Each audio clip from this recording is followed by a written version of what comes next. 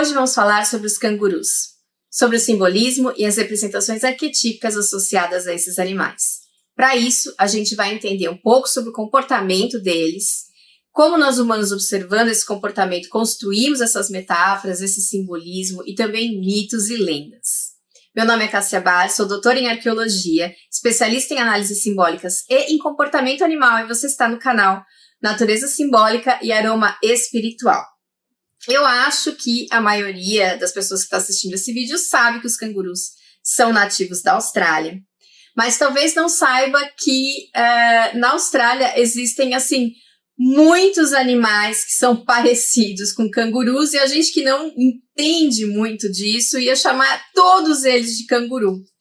Mas, na verdade, tem algumas diferenças. Os maiores são chamados de cangurus. Os pequenininhos, que parecem uns canguruzinhos em miniatura, são os wallabies. E aqueles que estão entre os maiores e esses bem pequenininhos são chamados de wallaroos. Nesse vídeo a gente vai falar só sobre os maiores, ou seja, sobre os cangurus mesmo. E na Austrália nós temos 4 espécies de cangurus.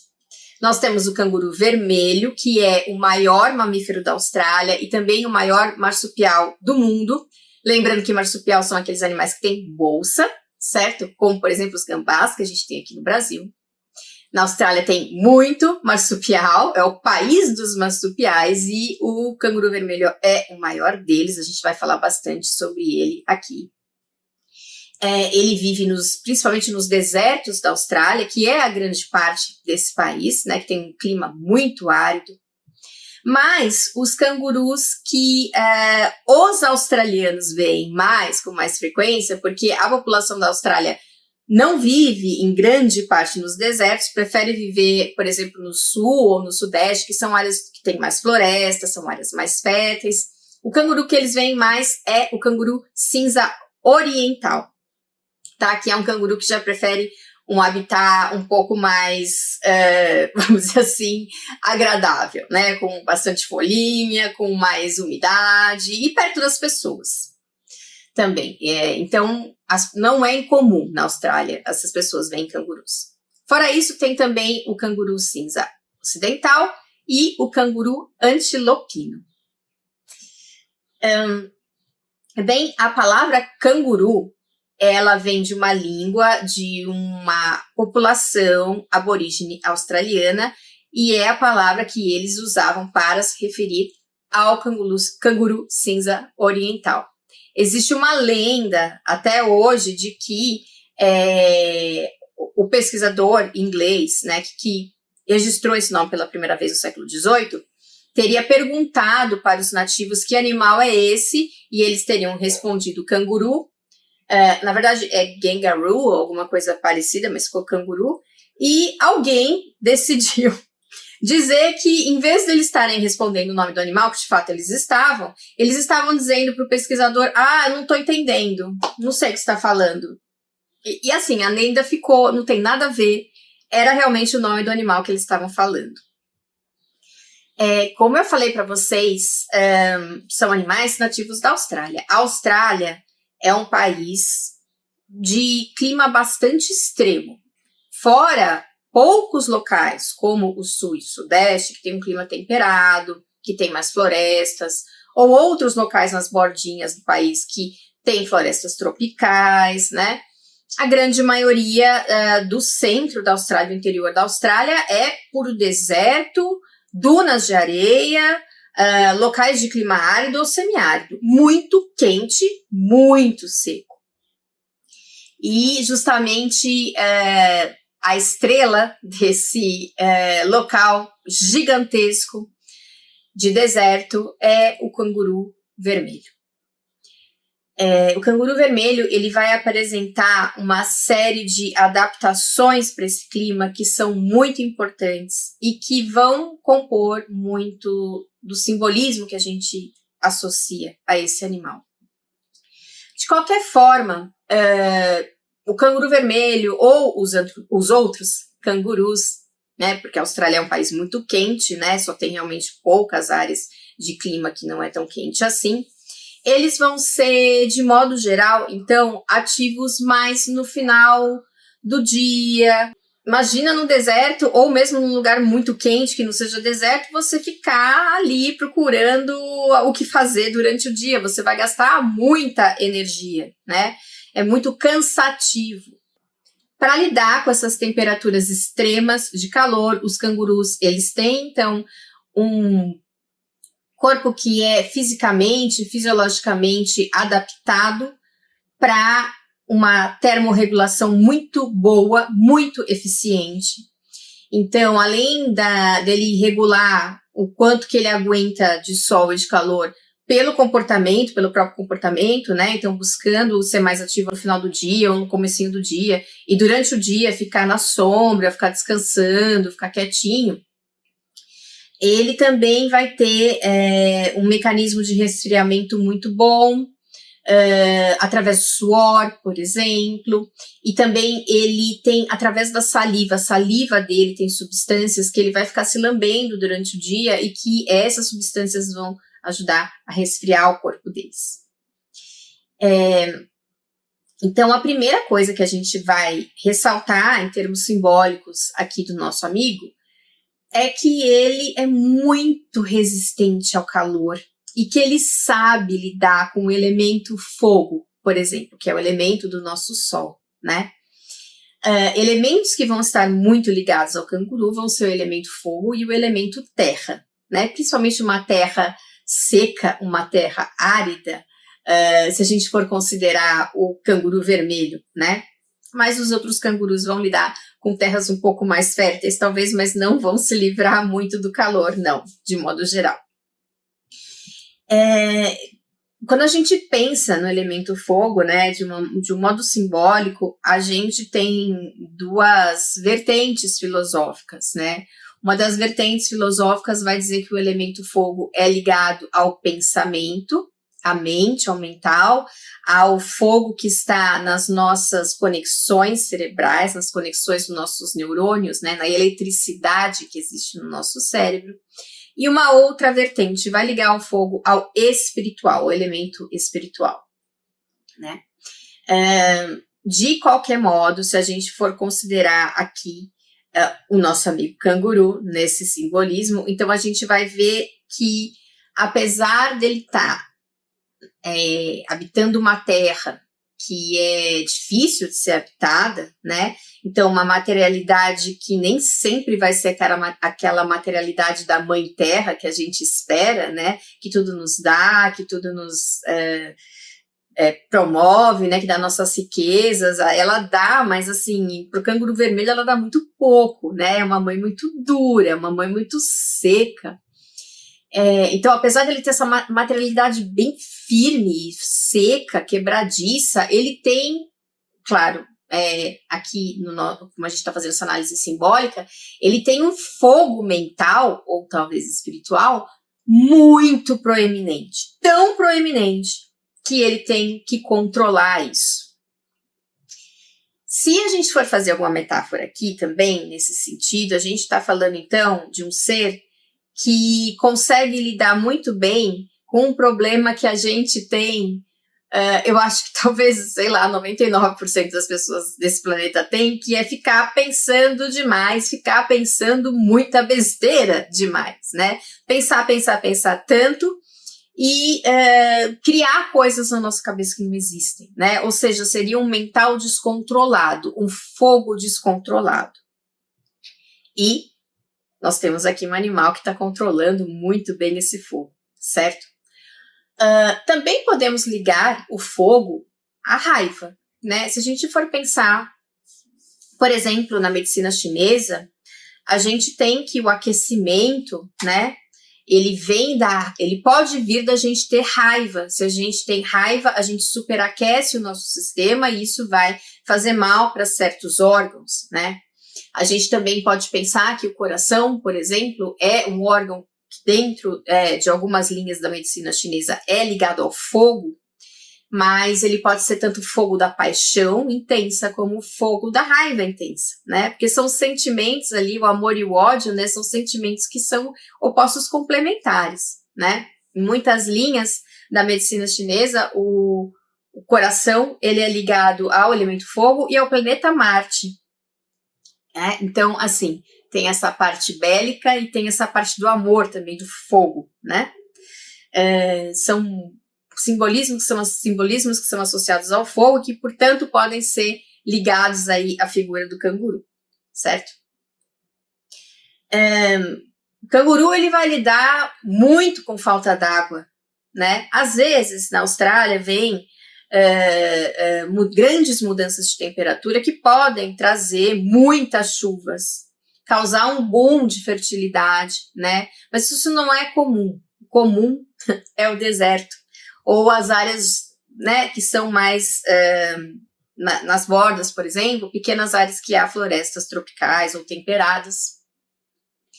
Mas não é um local, um país que conta assim, que a gente pode dizer que os animais estão desfrutando de uma abundância da mãe terra, que por exemplo, uma arara está desfrutando aqui no Brasil, né? De uma abundância de fruta e de cores e de umidade e de águas e de rios e não é assim na Austrália.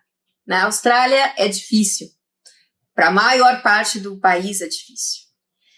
Então, é um animal que vai lidar muito com a dificuldade. E para lidar com essa dificuldade, ele tem que ser muito resiliente. E a resiliência do canguru está na capacidade que ele tem de controle interno. Porque ele consegue controlar um pouco como ele age no ambiente, como eu falei para vocês, ficando durante o dia menos ativo, procurando uma sombra, né? Mesmo aqueles que moram em florestas, quando o dia é muito quente, eles vão ficar na sombra. Mas não é um controle tão bom assim, né? Se fosse só isso, ele não aguentaria. Ele aguenta mesmo porque ele tem um grande controle interno. E aí a gente pensa de novo naquela coisa que a gente falou, do fogo ser mental e da gente controlar os pensamentos, né, que ficam na nossa cabeça correndo, só fazendo a gente pensar besteira e tirando a gente do momento presente e jogando a gente pro passado e jogando a gente pro futuro e deixando a gente estressado, deixando a gente cheio de gatilhos e não tá acontecendo nada, só tá acontecendo coisa dentro da nossa mente. Se a gente for pegar a metáfora do canguru aqui, então a gente vai ver um animal que simboliza o não fazer isso, simboliza o ter esse controle, estar no presente, saber qual que é o momento de agir. No momento que eu posso sair da sombra ou não, e mesmo nesses momentos, né, porque o calor é insuportável, o clima é difícil, eu tô me controlando. Ele lida muito bem com essa falta d'água, porque se ele precisar, ele consegue tirar a água do rim dele, que está guardada no rim, para suprir o que está faltando no corpo dele. A água, a gente sabe que é um elemento ligado às emoções. Então, os nossos amigos cangurus aqui, eles não vão estar muito ligados a esse elemento, né? Eles vão ser sobreviventes da falta que esse elemento pode nos fazer. E essa falta pode vir de várias formas, né? Pode ser uma falta de carinho, pode ser uma falta de amor, pode ser uma falta de compreensão, simbolicamente falando. Mas eles lidam com isso, eles sabem lidar, eles aguentam. Eles são bem resilientes, né? Então, apesar de não estar muito ligado a isso, a esse elemento, eu não diria quase nada ligado a esse elemento, a não ser que eles usem esse elemento para afogar os inimigos, mas a gente chega lá, quando tem, eles ainda usam, né, que não é assim uma coisa muito amorzinho da água, não. Mas tem isso. Como eu falei, eles vão, então, se precisar, tirar água de dentro do próprio rim, mas a maior parte da água que eles conseguem é através da alimentação. Os cangurus são todos herbívoros. Eles, dependendo da espécie, vão preferir só gramíneas ou vão comer também algumas folhinhas de arbustos, mas são todos herbívoros. Então, eles vão tirar a água daí, dessa comida que eles estão conseguindo da mãe terra, que nem sempre com eles é boa, né? Nem sempre principalmente com o canguru vermelho, ela não é uma mãe tão boazinha. Uma das características que chama mais atenção no canguru, fora a bolsa, que daqui a pouco a gente vai falar sobre ela, é o salto, né? Eu acho que também está no imaginário da grande maioria das pessoas ver um canguru e imaginar ele saltando. Sim, porque de fato esse é o método de locomoção preferido deles. Isso porque para andar, para caminhar, ele gasta mais energia do que para saltar. Por incrível que pareça. Porque o corpo deles é todo adaptado para o salto. Ele é uma surpresa, vamos dizer assim, porque a gente espera que entre os mamíferos, animais que usem o salto como meio principal de locomoção sejam animais pequenos, como o coelho ou a lebre, por exemplo, né? Mas ele é um animal enorme, então tá aí mais uma palavra pra gente colocar aqui no vocabulário simbólico do nosso amigo. Ele é surpreendente, né, de muitas formas, porque ele tá vivendo aí no deserto, fazendo todo um esquema interno de regulação, então já começa por aí, mas tem isso também. Eles vêm de uma família que se chama Macropodidae, que significa pés grandes, que é justamente o pé enorme que ele tem, que é adaptado a este salto. Igual o coelho ou a lebre não tem um pé gigante também, é a mesma coisa, é parecido assim. A adaptação que é feita para o animal poder saltar no corpo, né, na musculatura, nos ossos e nos tendões. Por incrível que pareça, além de gastar menos energia para saltar do que para andar, eles também mantêm um gasto de energia saltando que é constante. Então, no momento que eles fazem o primeiro salto, tem um grande gasto de energia, mas depois que eles estão saltando, indo, esse gasto não vai aumentando, vai cansando ele cada vez mais. Então, mais uma vez, ele tendo assim uma grande capacidade de regular o que ele precisa fazer dentro do corpo dele, qual a energia que ele gasta, qual a energia que ele não vai gastar, porque ele está num ambiente que não é fácil, então ele tem um grande autocontrole. Para fazer esse salto, é claro que o canguru, ele tem uma força muscular muito grande, a gente já vai falar sobre isso também, né? Ele é conhecido por isso, inclusive, também. Ele tem músculos bem fortes, mas não são os músculos fortes os principais responsáveis por esses saltos tão grandes. Mas toda essa energia que vai promover esse salto, ela está nos tendões. Isso é verdadeiro para todos os mamíferos, mas nos cangurus ela é bem pronunciada. Então, como é que funciona isso? Fica uma energia ali acumulada nesses tendões, que funciona como um elástico. Solta assim o elástico e vai, solta assim o elástico e vai. Então, quando você segura um elástico aqui, você não está acumulando uma energia aqui, que quando você soltar, o negócio não vai embora? Física, lembrem das aulas. É isso que acontece com o canguru. Mais uma vez, sabe muito bem onde pôr a energia, sabe muito bem onde gastar a energia, está controlando e regulando tudo muito bem dentro dele. Não é um animal da doideira, da loucura, do vamos lá. Não, é um animal muito mental, muito ligado ao elemento fogo mental. Ele está controlando tudo, né? Para viver num ambiente difícil, ele controla tudo dentro dele. Ele controla dentro dele o que ele não consegue controlar fora, que é muito legal da gente pensar.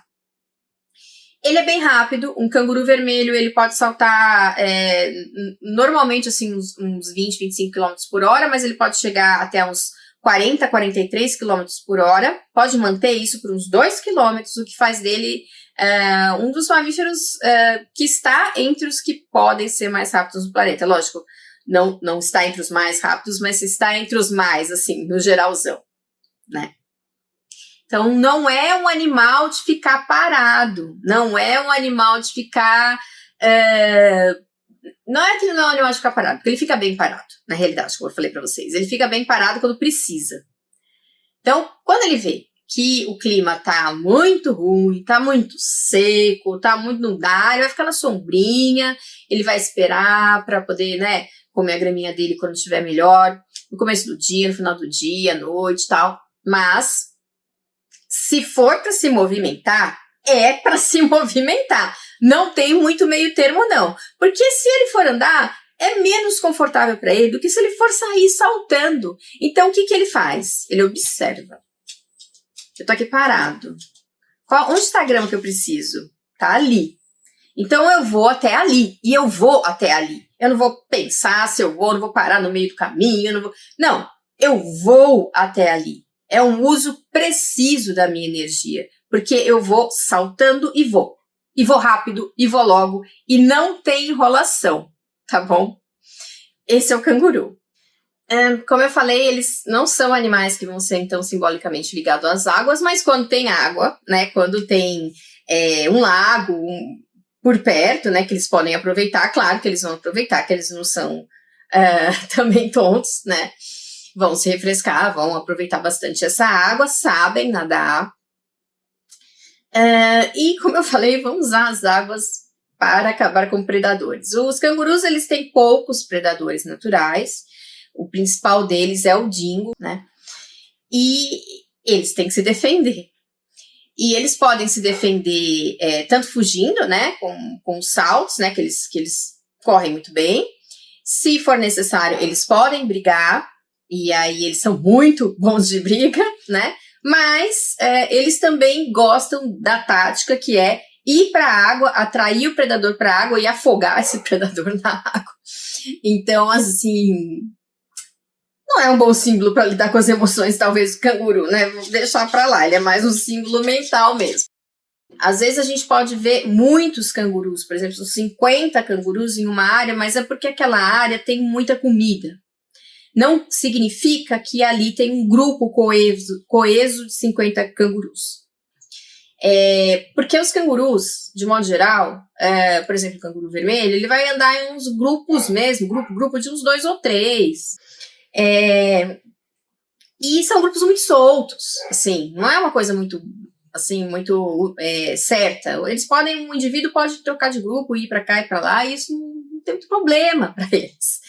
Eles são mais simbolicamente ligados a essa questão do indivíduo que tem esse controle sobre sua própria vida, como eu falei para vocês, né? É mais isso, é uma coisa mais individual. De qualquer forma, é claro que ele tem ali os seus comportamentos sociais, vai sim conviver com os outros cangurus, vai utilizar principalmente o olfato para se comunicar. As principais interações sociais, de fato, são entre mães e filhotes, né, que estão sempre ali se cuidando, mas a gente vê também entre os cangurus dos grupos, né, ficam fazendo grooming, né, que é aquilo de se arrumar, de catar bichinho e tal, se cheirar também. Eles não são grandes comunicadores vocais, mas sim tem vocalizações, tem vocalização mãe e bebê, tem vocalização entre um ali do grupo que vai avisar todos os outros que está chegando o predador, né? Porque sim, apesar dele ser um símbolo de uma pessoa que é mais tá preocupada mais com o autocontrole, né? Com a individualidade, ele sabe viver em comunidade, sim, e sabe que juntos eles vencem um predador muito melhor do que separado. Então vai ter isso. E eles também se comunicam batendo o pé no chão, que nem os coelhos fazem, né? Aqueles para avisar também, né? Tá chegando o predador, então eles fazem barulho, assim, aí tudo. As pessoas, os cangurus ficam sabendo que tá acontecendo isso. Os cangurus são muito musculosos e eles gostam muito de brigar. E a briga para eles não é exatamente uma briga para brigar, assim, um tá com raiva do outro. Pode acontecer por disputa. Quando que acontece a disputa? Uma fêmea que está no cio, ou um lugar bom para comer, para se alimentar, que tem mais grama, que tem mais planta, sim, eles podem brigar. As fêmeas e os machos podem brigar. Mas a maioria das brigas, ela ocorre porque eles estão a fim de treinar, entendeu? Porque um vira pro outro e fala assim, vamos lá, não tem academia aqui perto pra gente ir lá, botar uma luvinha, fazer um Muay Thai, vamos fazer aqui, eu e você, vamos. E é assim mesmo. Um olha pro outro olha pra um, faz, vamos fazer uma lutinha, vamos fazer um treininho. E aí rola o treininho. E eles lutam que nem lutador de boxe mesmo, assim. Eles são musculadaços, tem um peitoral absurdo, assim, dão soco mesmo, ficam de pé, parece gente brigando e muito. A única coisa que não vai aparecer nessa briga é a questão do soco, do chute frontal, que eles fazem assim com os dois pés e vai com o pezão na barriga do outro. Se eles não tivessem uma que eles já têm uma pelagem, eu acho que eu não falei isso, que faz um isolamento térmico muito importante, né? E essa pelagem também protege nesse sentido, mas eles têm o abdômen todo preparado para isso, né? Não só a pelagem, mas também um abdômen bem forte, porque se eles não tivessem esse abdômen preparado com essa patada aí, já era, né? Ele tem uma força absurda. Sim, existem acidentes envolvendo cangurus e pessoas, não é comum que cangurus façam que pessoas vão de arrasta para cima, de fato não é, mas pode acontecer e eles têm total poder de fazer acontecer, porque eles são uns caras muito musculosos mesmo, e muito fortes, tem uma força absurda, tanto que quando eles fazem esse esquema de levar o animal que está enchendo o saco deles para a água, é isso que eles fazem, eles vão tentar socar ou pisar para afogar esse bicho embaixo da água, e aí eles se livrarem, né, de serem atacados por esse animal. O que nem sempre dá certo, porque tem que ser uma água muito precisa, ou seja, não pode ser muito raso, porque senão não vai dar certo, e também não pode ser muito fundo, porque senão o próprio canguru se afoga, porque afinal de contas ele sabe nadar, mas nem tanto assim, não lida tão bem assim, né? Não é aquele animal do elemento água, então tem que ser ali uma aguinha bem certinha. Ele é bem mental, né? Ele é bem racional, aí o nosso amigo canguru, ele gosta de uma racionalidade, das coisas bem certinhas, na medidinha, certinha, na temperatura, tudo reguladinho, né? Mas enfim, eu falei para vocês que não tem, assim, uma questão de um canguru que mantenha um harém, por exemplo, como tem muitos animais, né? Os cervídeos, por exemplo, geralmente tem um cervídeo macho, né? A alfa que vai manter um harém ali de fêmeas, filhotes. Não tem isso. Eles são soltos na vida. Mas, então, assim, quando eles veem uma fêmea no cio, eles vão lá, tirar a fêmea, se a fêmea aceitar, se gostar, tudo certo. É isso, basicamente. E podem brigar, né, um macho ou outro, se eles quiserem a mesma fêmea. E claro, as brigas aí, briga de verdade, aí é feio, porque os caras brigam muito, assim. Você não quer brigar com o canguru. O canguru manda muito bem no ringue, muito bem mesmo. E aí, claro, as fêmeas, elas vão ficar grávidas, né? E aí que a gente vê, mais uma vez, uma impressionante demonstração de autocontrole desse animal. Por quê? Porque a fêmea, ela vai estar quase sempre grávida. Ele é muito fértil. É um animal símbolo de fertilidade, com certeza absoluta. Ele é super fértil, mas o que acontece? Então, a fêmea engravida, o canguruzinho, ele vai nascer muito pititiquinho, vai nascer como se fosse um amendoinzinho, cego, né, todo fragilzinho, sem pelo nenhum, vai direto para a bolsinha da mãe e vai ficar vivendo na bolsinha da mãe ali, bebendo o leitinho da mãe por alguns meses. Vai ficar crescendo ali, vai começar a colocar a cabecinha para fora, quando ele vai ficando maiorzinho, aí vai ficando um pouquinho maiorzinho, vai saindo da bolsa, andando um pouquinho, voltando para a bolsa, até ele ficar crescidinho o suficiente para achar que ele se sentir seguro e ficar no pé da mãe, né, juntinho ali da mãe, mas não precisar mais voltar para a bolsa. Só que, quando esse filhotinho já estiver no pé dela, provavelmente ela já tem outro na bolsa. E porque ela já se reproduziu com o outro ali e já viu que tá, meu filho, você tá aqui, eu aguento, tá, vou botar outro na bolsa. E provavelmente quando esse bichinho, quando ela tem um no pé, um na bolsa, ela tem outro guardadinho. Como assim guardadinho? Que ela pode ou não levar ao desenvolvimento. Porque imagina você ser uma fêmea, né, super fértil, porque ela não perde tempo na vida dela. Ela vai ter vários filhotes mesmo. Não vai ser como o coelho, que quando tiver vai ser coelho para tudo quanto é lado, né, que vai se reproduzir aos montes e enlouquecidamente, porque geralmente é só um filhotinho que ela tem, e um filhotinho que vai para a bolsa, e um filhotinho que fica no pé. Mas ela pode ter 3 ao mesmo tempo, né, um que está no pé, um que está na bolsinha e um que está lá dentro. Só que, se tiver uma seca muito grande, que não é incomum, né, na Austrália, e ela tiver com um lá dentro, ela vai fazer o que se chama de diapausa. Ou seja, ela vai dizer para esse embrião, segura aí, meu filho, você não vai nascer não. Vai paralisar esse embrião, vai congelar, entre aspas, esse embrião. Ela tem este controle. E quando ela achar que, beleza, agora dá para ter, então vem. Ela consegue fazer isso. Então, assim, não tem uma palavra mais forte para esse animal do que autocontrole. Ele é um animal incrivelmente autocontrolado. Ele consegue fazer o que ele quer com ele mesmo. Isso é tão especial, isso é muito importante, né, como símbolo para nós. Além de ser extremamente resistente, forte, né, gastar energia só com o que interessa, né, quando gasta, gasta, quando não gasta, não gasta, assim, não é aquela coisa de ficar enrolando, não é aquela coisa de ficar sonhando, não é aquela coisa de ficar lidando com o inconsciente, apesar de ser um animal que gosta realmente mais do crepúsculo, né, do nascer do sol, do começo da noite, que é mais fresquinho, ele não tem essa coisa da água, ele não tem essa coisa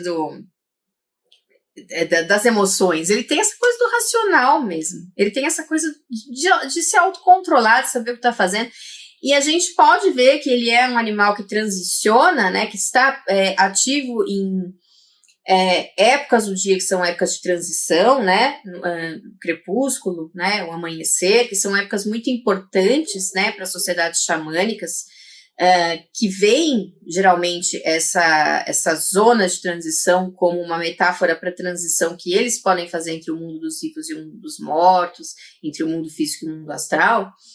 Ele vai ser esse símbolo, mas vai ser esse símbolo muito pautado no autocontrole de tudo que está acontecendo. Certo?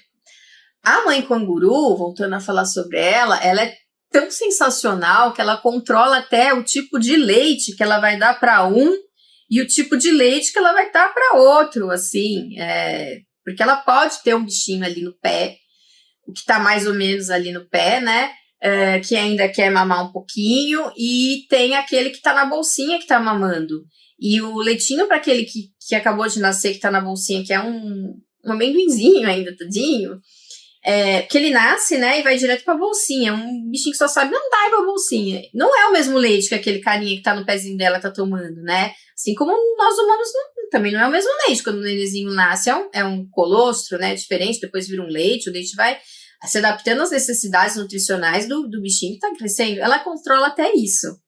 Até isso ela consegue fazer, quer dizer, ela controla a própria nutrição que ela vai dar para o mundo. É um bicho incrível mesmo. E antes de entrar, então, nos mitos e lendas, eu vou contar uma novidade para vocês, que é o novo curso que eu lancei, que é a Jornada dos Animais de Poder. Gente, que eu fiz com muito carinho e que tá muito legal. Então, vão ser 8 etapas desse curso. Cada etapa vai durar no mínimo uma semana para você fazer ali os exercícios, as meditações, entender sobre aquele animal. É uma jornada de autoconhecimento, é uma jornada de empoderamento.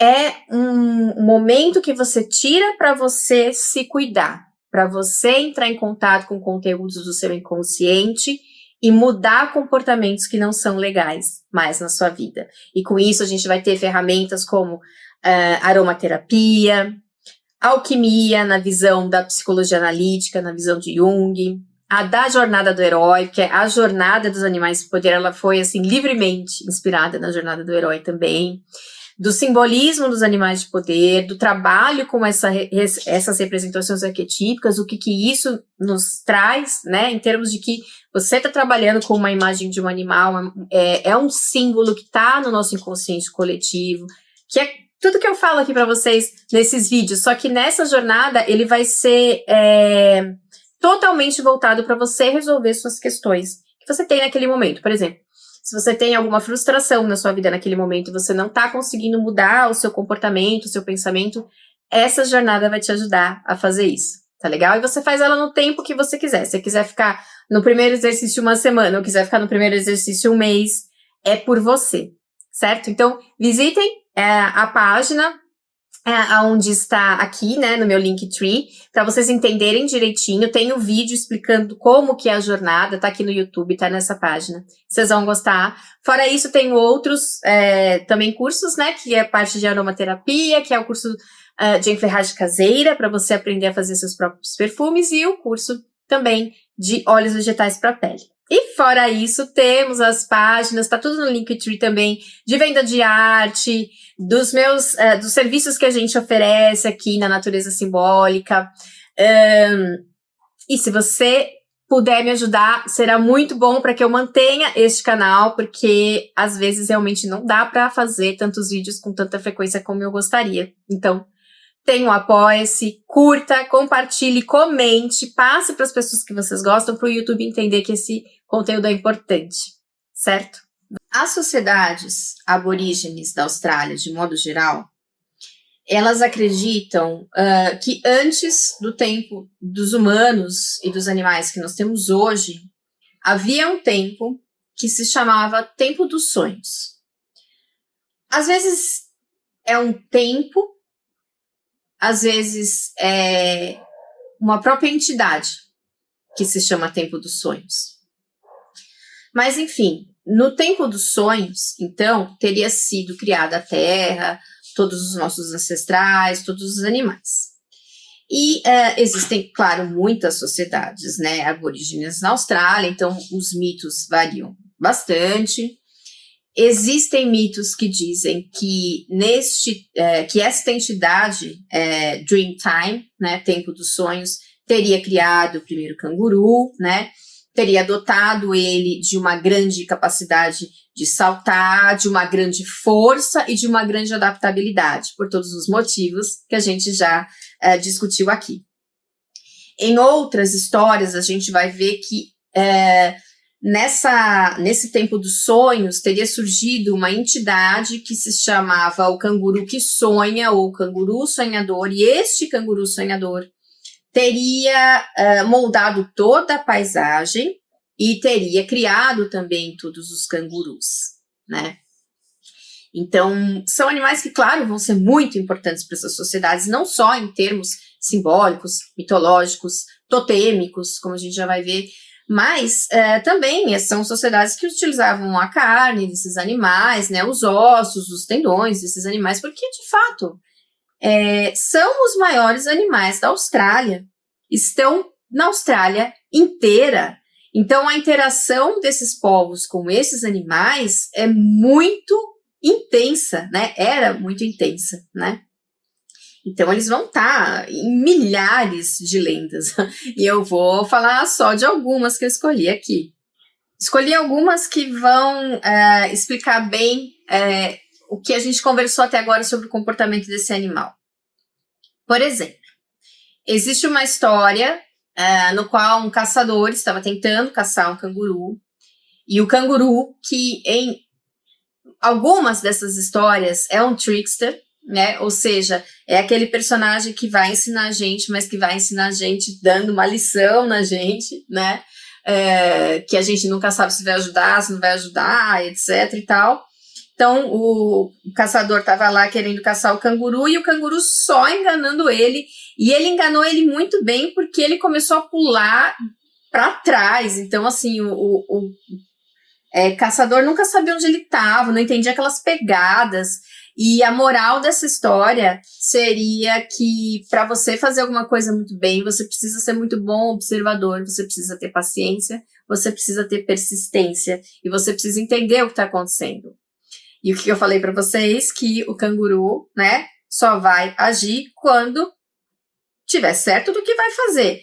Se tá muito quente, ele vai ficar na sombra. Se é hora de comer, ele vai direto para a comida e não vai ficar enrolando. Ele tem total autocontrole, tá vendo tudo, tá sabendo o que vai acontecer e não tem enrolação. Fica perdendo tempo atrás de pistas que não fazem sentido, certo? Outra lenda vai dizer que foi o canguru que trouxe o fogo para o mundo. E essa é bem óbvia, né? A gente falou tanto aqui que o canguru é um animal do fogo, né? Não tem como não ser um canguru. Provavelmente nessa lenda era inclusive um canguru vermelho, né? Que trouxe o fogo para as pessoas. Ele é aquele que tem controle, sabedoria, para poder passar para as pessoas o fogo, mas não só passar para as pessoas o fogo, mas para dizer, olha, o fogo queima, o fogo você tem que controlar bem, se você não controlar bem o que você está fazendo, vai pegar fogo em tudo, né? Então, já que ele é o mestre do fogo, o mestre do autocontrole, nada mais, né, óbvio do que ele ser aquele que traz fogo para as sociedades. Tem outras lendas que dizem que o canguru seria uma força mais yang, né? Ou seja, uma força mais ativa, uma força mais do movimento, do fazer, do fogo. Enquanto que o emu, que é uma ave lá da Austrália, que parece um avestruz pequenininho, vamos dizer, pequenininho não, é grande ainda, mas é um avestruz pequeno, vai, uma ave grande. O emu seria essa parte mais essa parte mais receptiva, essa parte mais do saber entender as coisas que estão acontecendo, receber, né, introspectivo e tal. Então, eles seriam pares de opostos e eles juntos teriam criado uma dança que teria trazido as chuvas e, portanto, a prosperidade. Que, claro, né, a gente, para criar algo no mundo, estar no mundo de uma forma equilibrada, a gente precisa do yin yang equilibrado, né? E, no caso, eles usaram essa metáfora desse animal, que seria o yang para eles, o fogo, a ação, que seria a racionalidade, né, que seria o canguru, e o emu, que para eles seria mais essa parte mais yin, mais receptiva. Tem também, como eu falei para vocês, algumas sociedades que têm o canguru como animal de totem.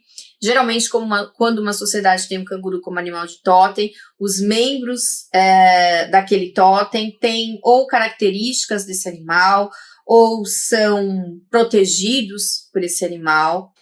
Por exemplo, um grupo da Austrália Central, que eu vou deixar o nome aqui, porque com certeza eu não vou saber pronunciar, tem o canguru vermelho como um animal de totem. Claro, a gente sabe que na Austrália Central é uma área bastante desértica, árida, é uma área onde, né, o canguru vermelho é o rei. E eles têm histórias sobre essa entidade que eles chamam Ara, né, que seria o canguru vermelho. E eles dizem que no tempo dos sonhos, o Ara teria feito 2 jornadas, uma jornada diurna e uma jornada noturna. Na jornada diurna, ele visitou vários locais sagrados importantes, e esses locais foram demarcados pelas pessoas depois. E na jornada noturna, ele viajou pelo inframundo, que seria embaixo da terra, embaixo do deserto.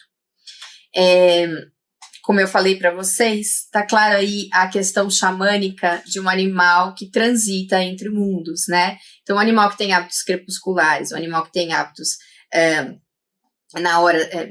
esqueci como fala quando o sol nasce. Enfim, quando o sol nasce, já veio a palavra.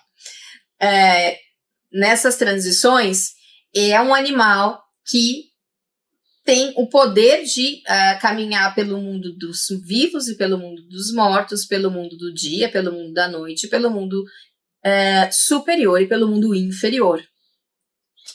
E essas pessoas que têm o totem do Ara, do canguru vermelho, então são pessoas que sabem se adaptar muito bem à vida do deserto e que têm esses locais sagrados demarcados, que são justamente os locais que para onde vão os cangurus vermelhos quando a coisa está muito feia, que são oásis, são certos oásis. Então eles devem esse reconhecimento do canguru vermelho ancestral que visitou esses locais e que demarcou esses locais como sagrados, que na verdade são esses oásis ou que as pessoas podem ir e podem se utilizar dessa fertilidade que teria sido dada e indicada onde está pelo canguru vermelho.